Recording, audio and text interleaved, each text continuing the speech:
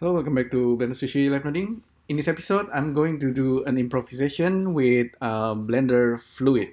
So Blender actually comes with a fluid simulation system that you can find over here. So Blender Fluid. Recently, there's also another add-on called Flip Fluid for Blender, and that's kind of cost me like $100 in Australian dollars. Um, that only works on Windows at the moment. So I'm using Mac on this computer. This Mac is from 2017 MacBook Pro, and Blender Fluid should be okay for now. I will be using Blender Fluid. Flip Fluid can give you much more details and a lot faster to simulate. But Blender Fluid still has a lot of things that actually can be useful, just like for small scale fluid simulation. So let's get started. We can get rid of the camera and the light. So we have the default cube, we can keep it. This is like, I heard that Blender Fluid is only good for 10 meters by 10 meters by 10 meters kind of unit size. So that can be a good start. So we're gonna try to just do simulations within the grid. And yeah, so we're gonna start by creating our domain. So domain is where the fluid's gonna live. Outside the domain, the fluid cannot exist. So now we have our fluid domain. It's a good idea to actually name it, even though it's not necessary. It will still simulate. So let's save this as fluid sim 001. Later on, I want to use the Blender Fluid with Animation Nodes and maybe Sverchok add-on, and see how they're gonna create something unusual. So we have our domain. We don't have our fluid yet. If we run the simulations, nothing will happen. So we need to have another object. Let's try using an icosphere. So icosphere, and I'm gonna assign a fluid, and this guy need to be assigned some kind of property. And to create fluid, you either turn these objects into a fluid, or you can also use inflow. Inflow is kind of like where the fluid's gonna comes in and keep emitting particle fluids. So you better for now you just need to worry about the domain, the inflow, and we're gonna try to use the others at another video tutorial. So now this guy, icosphere, is an inflow, for example. Gonna name it inflow 001. And you can see a few properties here. Volume initializations is a volume. You can also use the shell or both. If you are using like a flat object, like a plane, and you want to create fluid inflow, you will want to use the shell, because this is kind of like a flat surface. And later on, you're gonna want also to use the local coordinates. And with local coordinates turned on, these rotations will actually control where the fluid's gonna be emitting. So don't worry about that for now. Just have a look. Okay, let's get back to our domain, and this is where the simulation is gonna work. You just simply bake it. This is the default resolutions: final 65, preview 45. It's gonna run for 4 seconds. By default, it's 24 frame per second, so we have like 48, 96 frames to bake, and it's gonna cache the fluid somewhere. So fluid caching is also something you need to think about. So let's just bake it. So it's now doing the baking. And the cool thing about fluid simulations, especially I think with Blender Fluid and Flip Fluid add-on, you can simply start scrubbing. As soon as you run the baking of the simulations, you can see the simulations kind of happening, and you can kind of scrub it. and until the points where the baking is not yet calculated, it's gonna turn back into the default cube. This is the domain, of course. Sometimes I wish we can kind of just turn it into wire, but if you turn it into wire, you can see our fluid also become a wire. So I'm just gonna keep it solid. Okay, it's gonna run. You can see how long the simulation is gonna run. You just hover over this, and it says in about 10 seconds it's gonna finish. So it's pretty fast, right? On the MacBook Pro 2017, so with I think I have 6 CPU, this running pretty fast. It's nothing too exciting at the moment. It's just like this guy, the inflow is kind of dripping fluid. It never stops emitting, but you can control that simply by keyframing this enabled on and off. That's how you actually can turn off fluid. This guy has, as you can see, has inflow velocity, and let's say we want to emit the fluid up, like kind of shooting up. And look at the axis, XYZ, we're gonna want to shoot it, maybe try 5 meter, okay, 5 meter per, I think 5 meter per frame, so it's gonna be quite fast. And I'm gonna make this inflow a bit smaller, and then we're gonna go back to domain, and we're gonna resimulate. And if I'm not wrong, wherever you save it, it's gonna create a fluid cache where you save this thing. Oh, I'm saving it on the desktop. Maybe I have a cache fluid somewhere. Cache fluid. Oh, actually, it's probably saving it somewhere else here in the temp directory.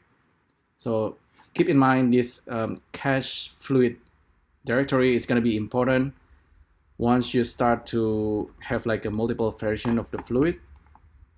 Okay, now you can start it to see the fluid is shooting up really like a lot of fluid, and it's gonna hit the domain ceiling, and it creates this kind of look.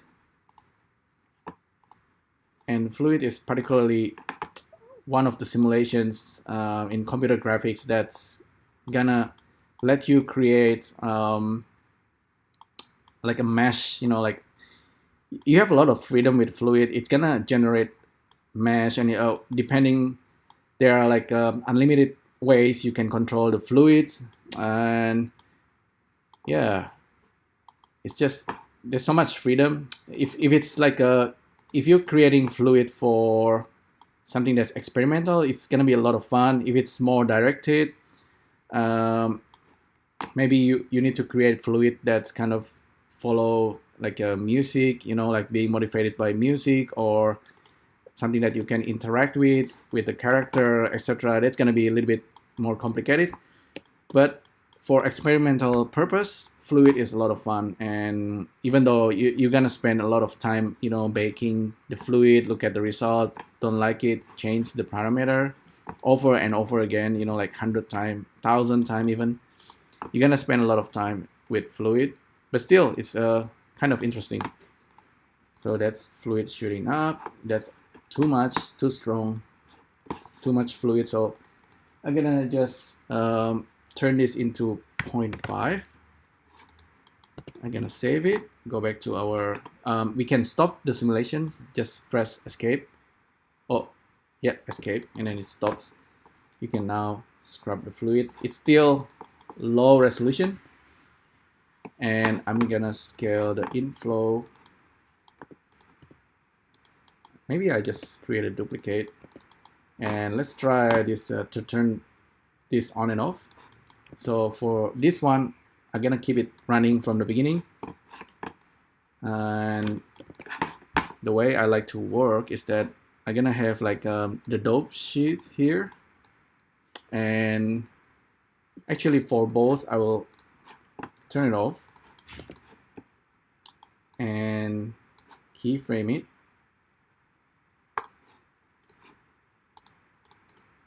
So both off at frame 0, and then I go to the next frame, enable it, insert keyframe, and then do it for a couple of frames, create another keyframe, and then turn it off. So that's how you can actually have a bit of control with your fluid emitter, with the inflow objects. Once you do that, it's pretty easy for you to turn on and off fluid at any time you like. So I just do it like that. Go back to our domain. Now we're gonna bake, and let's see what we get. Still, it's gonna be pretty fast. Okay, our velocity is much smaller now. It's less exciting, but we have a bit of control. So one is emitting and it's gonna stop in a few frames, and the other one will start emitting. It's gonna stop at later time.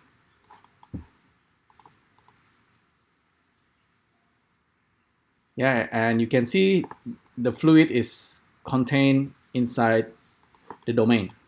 That's what's important. Okay. Okay, let's try do something that's a little bit more interesting. I'm gonna delete one of these inflow, and I'm gonna shoot this up a little bit stronger, 1.5.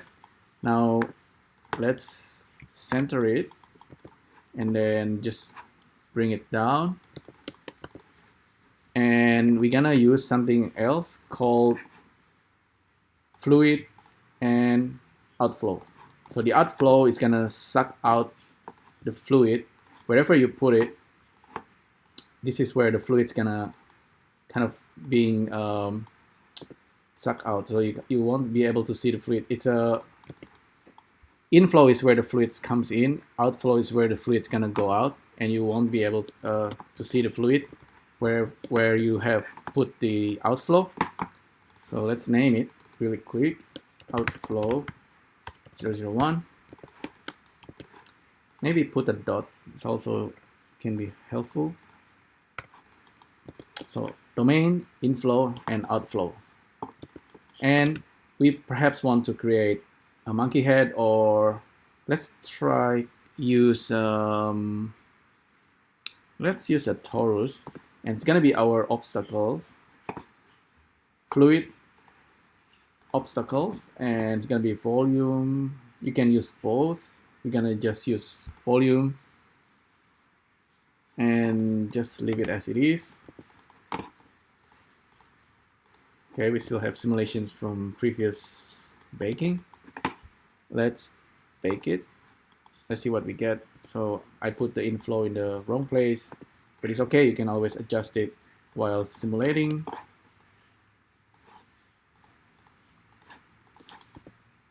So simulate. Now you can see there's something funny happening here. We don't get anything. Simulation seems to be baking, but we don't get anything. Okay, this is gonna happen a lot. This is the first gotcha. So basically, let me set this up a little bit. When this happens, you perhaps want to increase the resolutions or use a different value. Like I will use higher one, 85. Preview, I'll leave it at 45. Let's bake it again. When you do the baking and then you scrub the first few frames and you're getting nothing, that means the simulation could actually be failing. So apparently this is kind of working, so it's good. Oh, because I didn't start the fluid at frame 0. I'm gonna do that. I'm gonna cancel this, stop it. Maybe I'm not gonna use this donut, I'm gonna use Suzanne. And this Suzanne is gonna be fluid obstacles. I'm gonna use volume and shell. And there's this attributes like partial sleep, no sleep. I guess we don't need to worry about that too much for now. with Suzanne, I believe we can also use, like animation nodes to make it goes ups and down, kind of like a fluid controlling the head, but we are actually faking it. So let's do that anyhow. I don't have animation nodes in here. I only have Sverchok add-on, so maybe try that anyway. Sverchok, new, and it's probably gonna be a bit slow. Let's try. Suzanne, animate the location and use vector noise.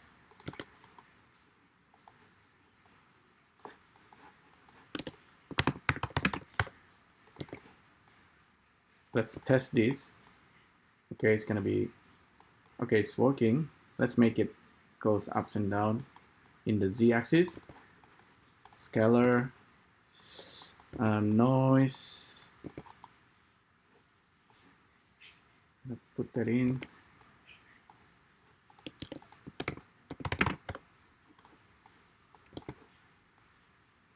So this actually will, this will do the job if we are using frame and vector math.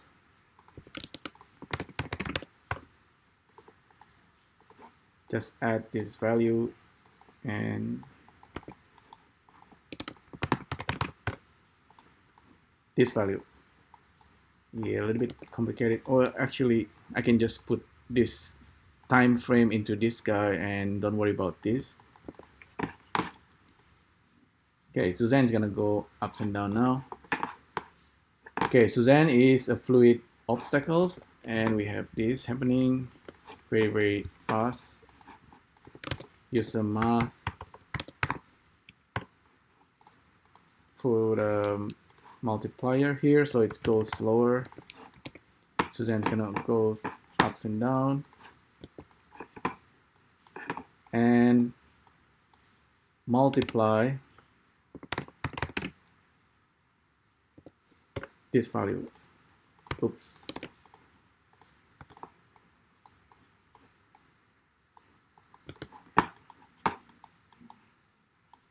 Actually, this is the time frame. It goes in here, and let's multiply the noise over here.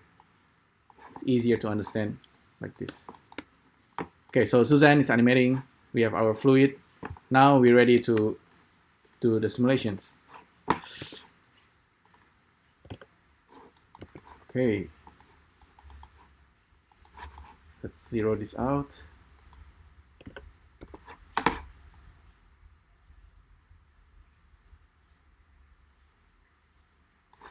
And let's emit this a bit stronger. You see, when the inflow fluid is disabled, you can't change the value. Oh, you can, but it's gray out. Let's try this. Bake. Originally, I want to use animation nodes. It's gonna do the similar thing. So basically, you are controlling the motion of Susan head, which is gonna be the obstacles, and the fluid should be respecting that. I can see my fluid's too strong. Once again, I'm gonna cancel the simulations. I will have an outliner here so I can easily select the objects, inflow, and change this value to 1.8. Select our domain and run the simulation again.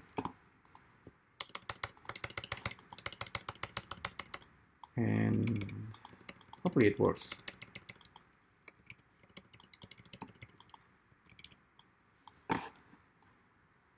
You can see the fluid shooting up to Suzanne, and then seems to be slowing down.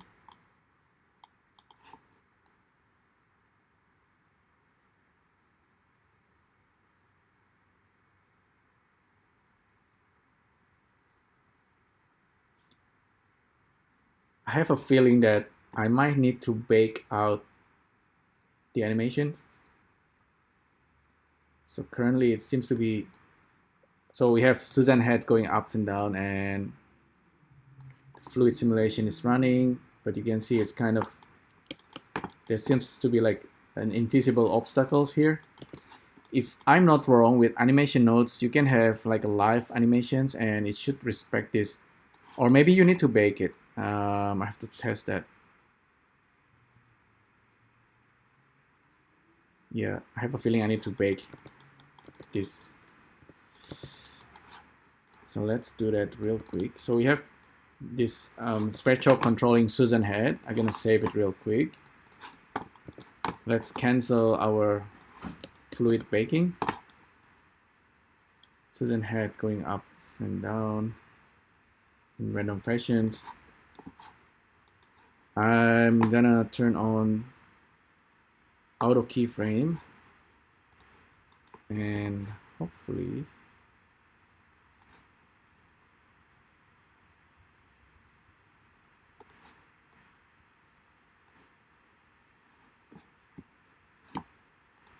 if I keyframe the locations, maybe run the simulations, and then I'm gonna just hold I here and just bake out the animations created using Sverchok.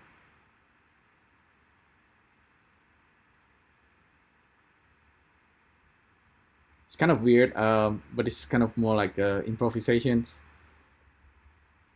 You can do this a little bit more elegantly with animation nodes, but this should do the job for now. Okay, stop it. Let's delete this guy, or just turn off the processing.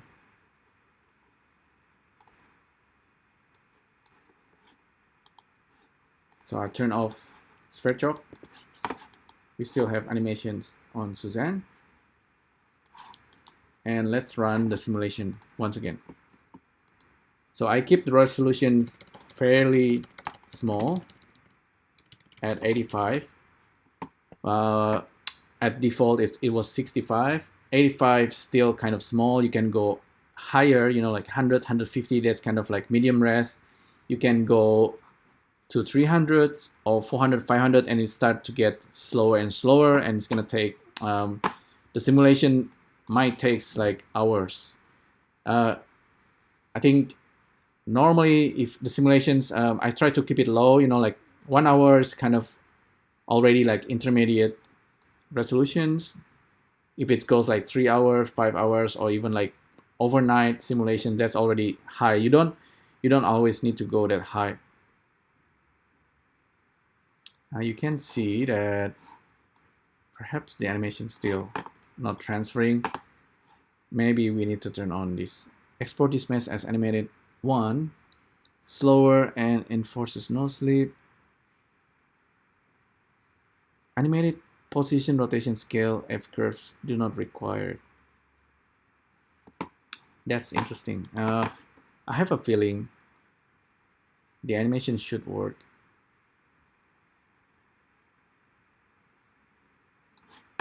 Maybe my obstacles or my fluid is not strong enough. So we probably don't need to bake it. It's just the fluid is not strong enough. Yeah. So I have a feeling that's actually what's happening. Since we have the outflow here, we don't actually need to turn off this inflow. So I'm gonna clear the keyframes. It's gonna keep emitting. I'm gonna shoot it for forever, you know. The fluid's gonna goes to outflow and gonna disappear anyway. So outflow can be just a wire. So go back to domain and bake. So when you're playing around with fluid, you're gonna do this a lot. You know, like change the settings and then bake it, change the setting and bake it again, over and over again. Later on, once you have like a fluid that's you're happy with, you need to also think about how you're gonna render it to look nice. And we have, of course, Blender cycles.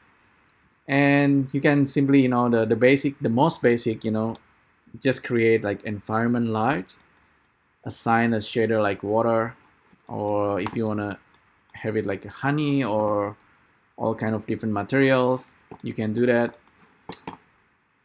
But make sure you have environment light and you have at least one light that's kind of behind the fluid so it looks nice. You can get all the reflections of the lights on the fluid.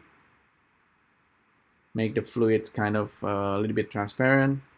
You can do that with basic shaders, but of course that's another different areas that you need to think about. Fluid's kind of interesting like that, So I basically, whilst it's still simulating, we can switch to cycles render and maybe start to set up some material. This actually should work. It's kind of interesting. It's almost like it works in the background, So principles, you don't need to use principle, but principle is a quick way if you want to have like a fluid look.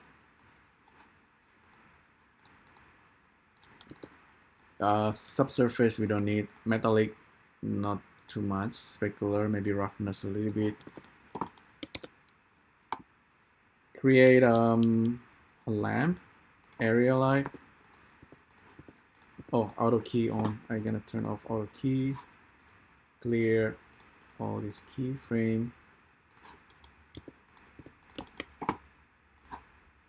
Setting the light very quickly. Depending on where you put the camera, this is gonna be our light behind the fluid. This shouldn't show up on the camera unless you want it. And create a camera view, align active camera to view, and from here you can lock the camera and get a fluid like that. Sometimes fluid looks nice from the top. Still low resolutions, but this is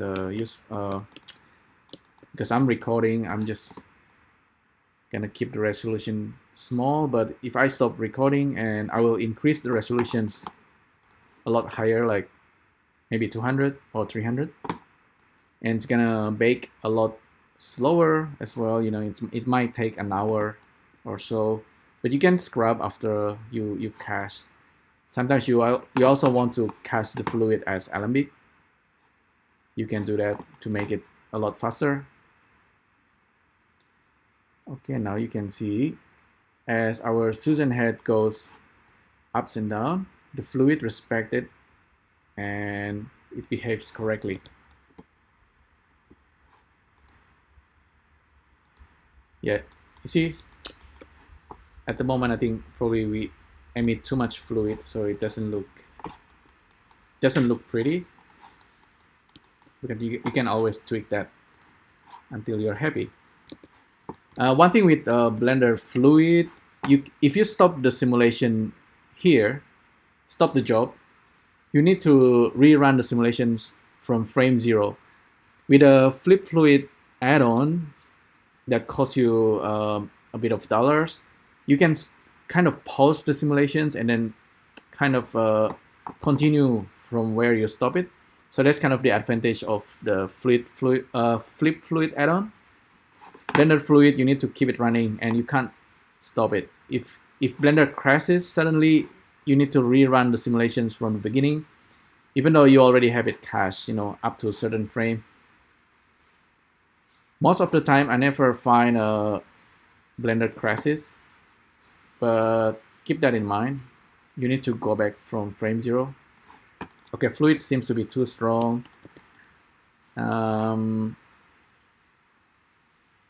But at least Susan head is working. Our obstacles. And we can, while still caching, we can actually do a render. Cycles should be pretty fast. So you can see we have our water. It's kind of working. with fluid here, you tend to also want to use smooth, you know, give it like 10 times smoothing, maybe too much, yeah, something like that, and you get a lot nicer looking fluid. This is a low res fluid, keep that in mind, still low res. So it's shooting at Suzanne, and you also want to smooth it, and you add a subdivision.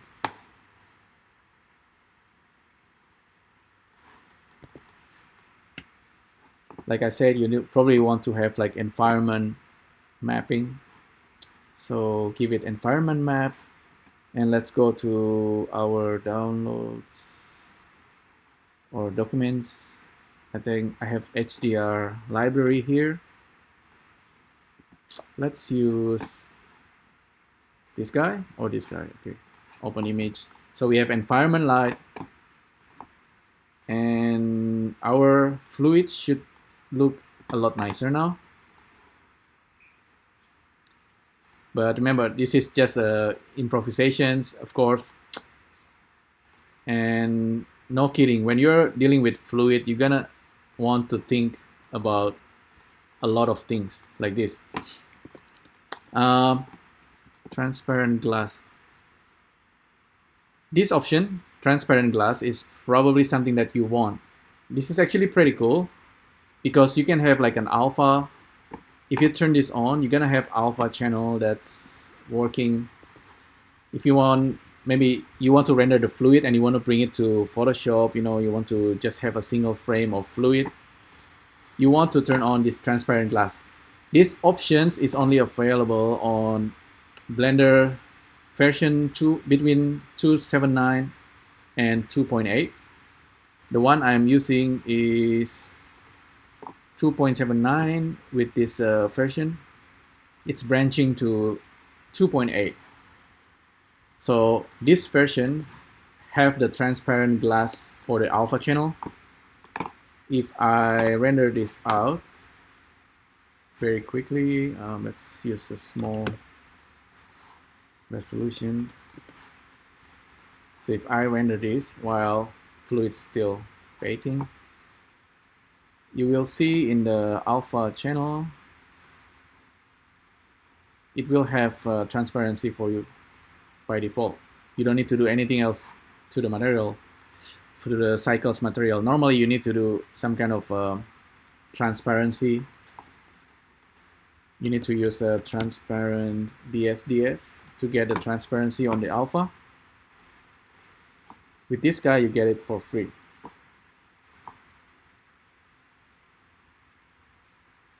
So yeah, I'm not gonna render this now, and this fluid is still super low res, but you will see, you can see the result.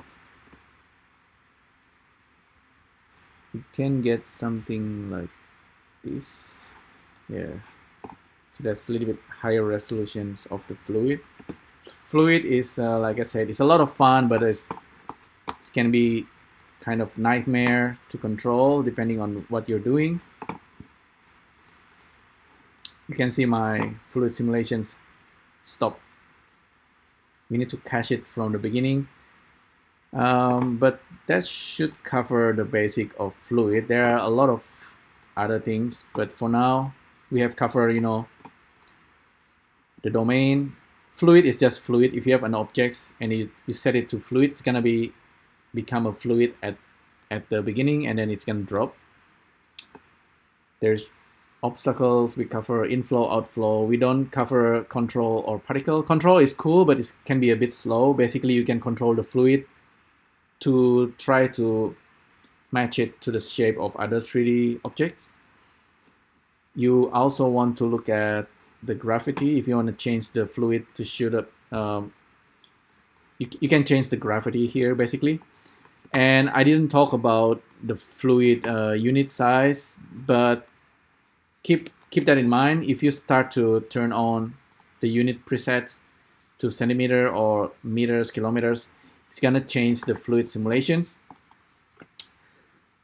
For a huge size of fluid simulations, you want to use something like flip fluid. But for small scale, under 10 meters, a simple fluid simulation, you can really do it using Blender Fluid, and it's actually pretty fast. If you have a multi-processor CPU machine, it should be enough. You can play around with a Blender Fluid first before you go up to something like Blender Flip Fluid.